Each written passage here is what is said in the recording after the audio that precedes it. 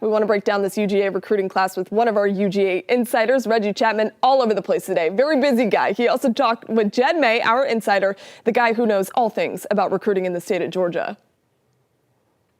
You look at two groups. You look at the defensive backs. I mean, this is one of the most just stacked defensive back classes that I've ever done. Not that I've been doing this a long time, but just 4 stars, 5 stars, difference-making guys, really at corner, at safety, at star.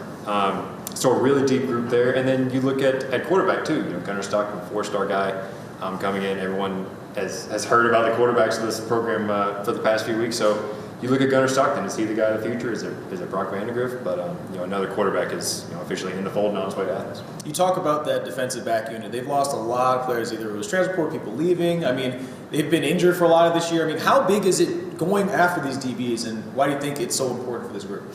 I mean, I think you look no farther than that Alabama game, right? I mean, the defensive backs Georgia has now, obviously very talented guys, and they got torched. And I think in college football now, you got to have guys, Kirby said this just a minute ago, you got to have guys that can play man coverage. Because if you have a position on the field that's weak in man coverage, teams are going to find it. So getting just depth, quality depth there, Kirby mentioned all the guys that have left, all the guys that left last year, the guys that are leaving after this year.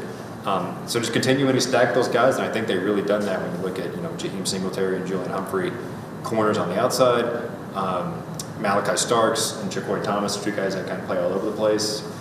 There's just a lot of guys that can play different places, and I think this is a group that's really going to be, I said this in a piece I wrote the other day, we're going to look at this group in a few years and think, it's one of the, foundational pieces of a team that could contend for the SEC for years to come.